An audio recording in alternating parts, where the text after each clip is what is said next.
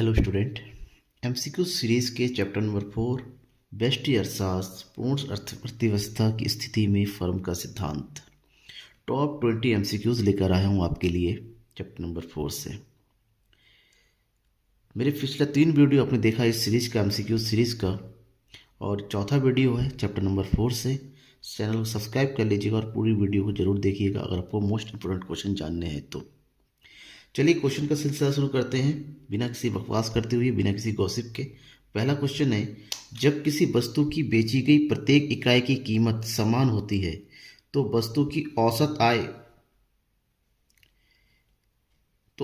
आय किसके बराबर होगी। क्वेश्चन फिर से, जब वस्तु की बेची गई प्रत्येक इकाई की कीमत समान होती है तो वस्तु की औसत आय किसके बराबर होगी।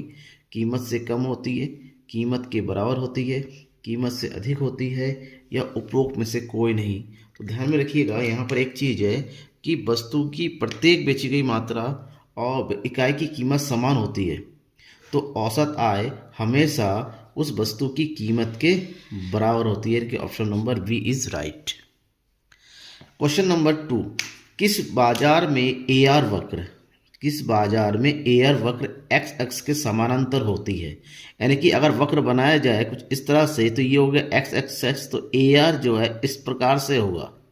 तो ये किस बाजार के अंतर्गत होता है। दे रखा है पूर्ण प्रतियोगिता बाजार, एकाधिकार बाजार, एकाधिकारी प्रतियोगिता बाजार, इनमें से कोई नहीं। तो केवल इसमें से एक ही बाजार है जिसमें एआर एमआर बराबर हो और वो भी एक्स एक्सिस के इक्वल होता है, वो होता है पूर्ण प्रतियोगिता बाजार। क्वेश्चन नंबर 3, दीर्घकाल में एक एकाधिकारी फर्म अर्जित करती है। अगर दीर्घकाल का समय है और एकाधिकारी है तो वो कैसी लाभ अर्जित करता है। असामान्य लाभ अर्जित करता है या सामान्य लाभ अर्जित करता है, हानि होता है, न्यूनतम लाभ अर्जित करता है। तो आपको ध्यान रखने की वाली बात है कि दीर्घकाल हो तो एकाधिकारी फर्म को लाभ ही होगा और वो लाभ होता है सामान्य लाभ। ठीक है ना। Question number 4, HF. नाइट की पुस्तक का नाम है। एच.एफ. नाइट एक अर्थशास्त्री थे जिन्होंने एक पुस्तक लिखी थी किसके, लाभ का सिद्धांत के ऊपर। ठीक है ना, थ्योरी ऑफ प्रॉफिट। तो उस पुस्तक का क्या नाम था। Risk, uncertainty and profit, B uncertainty, risk and profit, C profit, risk and uncertainty, and D profit. इसमें से बुक का नाम क्या होगा। तो बुक का नाम बिना किसी फालतू की बात करते बता दूं तो एच.एफ. नाइट की लिखी गई पुस्तक का नाम है option number A, risk, uncertainty and profit. ठीक है ना, risk, uncertainty and profit, option number A. Next question है, नाइट का लाभ का सिद्धांत कहलाता है। नाइट ने जो लाभ का सिद्धांत दिया था उस लाभ के सिद्धांत का क्या नाम है। तो नाइट के लाभ का सिद्धांत का नाम है लाभ का लगान सिद्धांत, लाभ का अनिश्चितता वहन का सिद्धांत, लाभ का जोखिम सिद्धांत, लाभ का सामान्य सिद्धांत। इसमें से कौन सा सिद्धांत है जो नाइट की तरह दिया गया है। वो आंसर है आपका लाभ का अनिश्चित वहन का सिद्धांत। ठीक है, कि अनिश्चितता होता है, लाभ रिस्क होता है तो अनिश्चित लाभ होता है, वहाँ पर कोई फिक्स नहीं होता है, कुछ भी हो सकता है, उन्होंने ये कहा था। और नेक्स्ट क्वेश्चन है क्वेश्चन नंबर 6, निम्नलिखित में से कौन सा कथन सही है। 4 कथन दिया हुआ है, इसमें से कोई कथन सही है। तो ऑप्शन है ए, औसत आगम एआर और कीमत समान है। औसत आगम रेखा ही मांग वक्र होती है। सी, ए और बी दोनों, और डी इनमें से कोई नहीं। पहली बात तो ये है औसत आगम और कीमत समान होता है, आपने पहले क्वेश्चन में पढ़ा है। और जब कीमत और आगम दोनों समान है यहाँ पर तो आगम को ही मांग वक्र ही कहते हैं कि औसत आगम ही मांग वक्र होता है, क्योंकि एक उपभोक्ता उतना ही मांग करेगा जितनी उसकी कीमत होती है। जब कीमत और आगम बराबर है तो मांग वक्र और आगम भी समान ही होता है। यानी कि हमारा जब दोनों सही है तो option number C is right, A और बी दोनों। क्वेश्चन नंबर 7, संलग्न चित्र किस बाजार को प्रदर्शित करता है। ये जो चित्र आपके सामने दिया गया है यहाँ पर, ठीक है ना, एक्स एक्सिस वाई एक्सिस पे ए आर और उसके नीचे है एम आर, ये किस बाजार को प्रदर्शित करता है। ऑप्शन है पूर्ण प्रतियोगिता बाजार, एकाधिकार बाजार, एकाधिकारी प्रतियोगिता बाजार, या इनमें से कोई नहीं। 3 बाजार या कोई भी नहीं। तो आपका सही आंसर है इसमें कि एक ऐसी स्थिति जहां पर A R is greater then होता है इसका एम आर के, तो वो स्थिति होती है आपकी एकाधिकार की स्थिति। यानी कि आपका option number B is right. एकाधिकार की स्थिति में। नेक्स्ट क्वेश्चन है, फर्म का लाभ निम्नलिखित में से किस शर्त को पूरा करने पर अधिकतम होगा? यानी कि इन चारों में से कौन सा पॉइंट होगा जहां पर एक फर्म का लाभ जो है अधिकतम होगा, सबसे ज़्यादा होगा? ऑप्शन नंबर ए, जहां एम आर और एम सी बराबर होगा, that means M R equal to M C. जहां एम सी वक्र एम आर को नीचे से काटे, यानी कि इसको अगर ग्राफिकल रूप रिप्रेजेंट करें तो कुछ इस तरह से होना चाहिए। ये होता है आपका A R equal to M R, और ये कुछ इस तरह से होगा, ठीक है ना, जहां पर एम आर और एम सी बराबर होगा, नीचे से काटे। इसका मतलब ये दोनों स्थितियां ही सही होती है और दोनों ही फर्म के अधिकतम लाभ को बताता है। That means A and B both, option number C is right.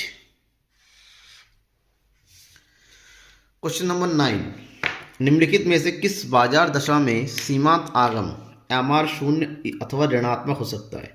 कौन सी बाजार दशा है जहां पर एम आर जो है तो क्या हो सकता है, जीरो या माइनस में हो सकता है? पूर्ण प्रतियोगिता पे तो होगा नहीं, क्योंकि पूर्ण प्रतियोगिता में ए आर और एम आर दोनों बराबर होता है। ऐसी स्थिति में एम आर ना नेगेटिव हो सकता ना जीरो होगा। तो जब पूर्ण प्रतियोगिता नहीं होगा तो अब बचा हुआ एकाधिकार और एकाधिकारी प्रतियोगिता, या ए और बी दोनों। तो आपका राइट आंसर होगा यहाँ पर ए और बी दोनों ही स्थितियों में जो है एकाधिकार और एकाधिकारी प्रतियोगिता में एम आर माइनस भी हो सकता है और जीरो भी हो सकता है। That means option C is right. Question number 10, वस्तु की पूर्ति के निर्धारक घटक कौन सा है? वस्तु की कीमत, संबंधित वस्तु की कीमत, उत्पादन के साधनों की कीमत, उपरोक्त सभी। इन चारों में से कौन सा ऑप्शन है जो कि पूर्ति का निर्धारक घटक है? अगर आपने पूर्ति वाला चैप्टर पढ़ा होगा तो आपने इसमें पढ़ा होगा कि पूर्ति को निर्धारित करने वाले प्रमुख घटक में वस्तु की कीमत भी होती है, संबंधित वस्तु की कीमतें भी हैं और उत्पादन साधनों की कीमत से भी प्रभावित होती है। इसका मतलब ये हुआ option number D is right, उपरोक्त सभी। नेक्स्ट क्वेश्चन है, अन्य बातें समान रहे तो वस्तु की कीमत तथा पूर्ति की मात्रा के धनात्मक संबंध को क्या व्यक्त करता है? ठीक है ना, इसमें से ऑप्शन में से कौन सा ऐसा है जो कीमत और पूर्ति के बीच में धनात्मक संबंध होता है, इसको बताता हो? मांग का नियम, भाई मांग का नियम जो है वस्तु की मांग और कीमत में ऋणात्मक नियम होता है, संबंध होता है, ये बताता है ना कि ये तो नहीं होगा। पूर्ति की लोच, पूर्ति और कीमत के बीच में कितना परिवर्तन होता है, इस बात को बताता है, ये हो सकता है मे बी। पूर्ति का नियम और पूर्ति फलन, इन चारों में से कौन सा होगा? पहला तो होना नहीं है। तीनों में से कौन सा होगा? तीनों में से सही आंसर होगा आपका ऑप्शन नंबर सी, यानी कि पूर्ति का नियम। पूर्ति का नियम जिस प्रकार से मांग का नियम बताता है कि वस्तुओं की कीमत और मांग में विपरीत संबंध होता है, उसी प्रकार से पूर्ति का नियम बताता है कि वस्तु की कीमत और उसकी पूर्ति में धनात्मक संबंध होता है। नेक्स्ट, निम्नांकित चित्र क्या प्रदर्शित करता है? ये जो चित्र दिया गया है वस्तु की कीमत और मात्रा, जहाँ पर ये एस मतलब पूर्ति वक्र को दर्शा रहा है, पूर्ति वक्र, जिसमें ये दिखा रहा है कि ये ए है और बी है, क्वांटिटी 1, और से क्वांटिटी 1 से क्वांटिटी 1 हो गया, पी से बढ़ के P1 हो गया। क्या दर्शा रहा है? ऑप्शन है पूर्ति का विस्तार, पूर्ति का संकुचन, पूर्ति में वृद्धि, इसमें से कोई नहीं। तो आपको सही होगा, पूर्ति पहले इतना था अब इतनी हो रही है, कीमत बढ़ती है। ऐसी स्थिति को हम बोलते हैं जब एक ही वक्र में पूर्ति अपनी जगह से बढ़ के ऊपर की हो जाए तो उसको बोलते हैं पूर्ति का विस्तार। अगर ये नीचे की ओर होता तो उसको बोलते हैं पूर्ति का संकुचन। तो इस क्वेश्चन के लिए हमारा जो राइट आंसर है वो ऑप्शन नंबर है पूर्ति का विस्तार। 13, एक वस्तु की अपनी कीमत के अतिरिक्त दूसरे तत्वों के कारण यदि पूर्ति में कमी होती है तो क्या दर्शाता है? यानी कि वस्तु की कीमत स्थिर हो और वस्तु को प्रभावित करने वाले दूसरे कारकों के कारण अगर वस्तु की पूर्ति में कमी होती है तो इसे क्या कहते हैं? पूर्ति का संकुचन, पूर्ति में कमी, पूर्ति का विस्तार, और इनमें से कोई नहीं। पूर्ति का संकुचन और पूर्ति का विस्तार कीमत में होने वाले परिवर्तन के कारण होता है। अगर कीमत के अतिरिक्त कोई दूसरे कारण होता है तो उससे या तो पूर्ति में वृद्धि होती है या पूर्ति में कमी। तो यहाँ पर क्योंकि पूर्ति में कमी की बात कर रहा है तो हमारा आंसर भी होगा ऑप्शन नंबर बी, पूर्ति में कमी, right answer. Next question, question number 14, वस्तु की उस मात्रा को क्या कहते हैं जिसे विक्रेता निश्चित समय में, एक निश्चित बाजार में, एक निश्चित कीमत पर बेचने के लिए तैयार होता है? तो ध्यान में रखना ये है कि एक परिभाषा है कि एक विक्रेता एक निश्चित समय में निश्चित बाजार पर वस्तु की निश्चित कीमत पर बेचने के तैयार होता है, तो उस वस्तु की उस मात्रा को क्या कहते हैं? पूर्ति कहते हैं। बाकी ऑप्शन पढ़ने की जरूरत ही नहीं है, यहाँ पर डायरेक्ट आंसर आपका होगा पूर्ति। ठीक है, नेक्स्ट क्वेश्चन है क्वेश्चन नंबर 15। मूल बिंदु से आरंभ होता हुआ एक सरल रेखा पूर्ति वक्र को 60 डिग्री का कोण बनाता है, दर्शाता है। तो हम यूँ कहें कि ये है आपका पूर्ति वक्र 60 डिग्री का कोण बनाता हुआ, ठीक है, बिल्कुल 60 डिग्री का एंगल बनाता हुआ, तो इस कोण को दर्शाता है। तो कौन सा ऑप्शन होगा?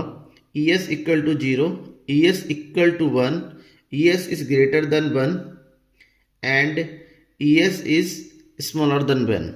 तो ऐसी स्थिति में जब 60 डिग्री का एंगल बनाता है तो यहाँ पर ES क्या होगा? ES इक्वल टू क्या होता है? 1 होता है, यानी कि this point. Option number B. Question number 16। जब वस्तु की कीमत में 15% की वृद्धि होने के कारण पूर्ति की मात्रा में 10% की वृद्धि होती है तो पूर्ति की लोच को क्या कहते हैं? लोचदार, बेलोचदार, पूर्णतः लोचदार या पूर्णतः बेलोचदार। ध्यान में ये रखना है कि एक तरफ है कीमत, एक तरफ होता है पूर्ति की मात्रा। कीमत में 15% का परिवर्तन हो रहा है और पूर्ति की मात्रा में केवल 10% का परिवर्तन हो रहा है, यानी कि कीमत में परिवर्तन मात्रा में परिवर्तन से ज़्यादा है। तो ऐसी स्थिति में जब वस्तु की कीमत में जितना परिवर्तन होता है उसकी तुलना में अगर उसकी पूर्ति की मात्रा में कम परिवर्तन होता है तो उसे हम बोलते हैं बेलोचदार पूर्ति लोच। क्या बोलते हैं? बेलोचदार पूर्ति लोच, यानी कि हमारा option number B is right, बेलोचदार पूर्ति लोच। Question number 17। पूर्ति वक्र पर संचलन होना।